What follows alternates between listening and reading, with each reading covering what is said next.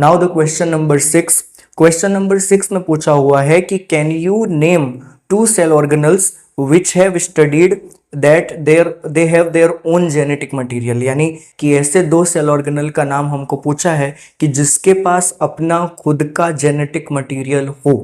तो ऐसे cell organelles आपको बताने हैं जो अपना खुद का जेनेटिक मटेरियल्स रखते हैं।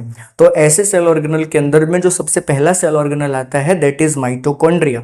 माइटोकॉन्ड्रिया क्या करता है, सेल के अंदर में एटीपी जनरेट का काम करता है, और एटीपी जनरेट करने के लिए माइटोकॉन्ड्रिया को चाहिए होते हैं बहुत सारे प्रोटीन, ऐसे प्रोटीन जो कि माइटोकॉन्ड्रिया खुद सिंथेसाइज करता है क्योंकि उसके पास होता है उसका खुद का डीएनए एंड उसके खुद के आरएनए। तो उसका डीएनए और आरएनए मतलब उसका खुद का देयर ओन जेनेटिक मटेरियल होने की वजह से हम इस माइटोकॉन्ड्रिया को इसमें इंक्लूड करेंगे।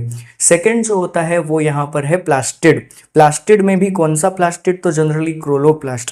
क्लोरोप्लास्ट के अंदर में डबल मेम्ब्रेन की सेल मेम्ब्रेन होती है, और वहां पर भी उसका खुद का आरएनए होने की वजह से वो अपना प्रोटीन सिंथेसिस कर सकता है, और उसके पास खुद का डीएनए भी होता है। तो जो रेप्लिकेशन होता है, replication of the chloroplast and mitochondria, they can divide themselves. Nucleus के ऊपर डिपेंडेंट रहने का जरूरत नहीं है।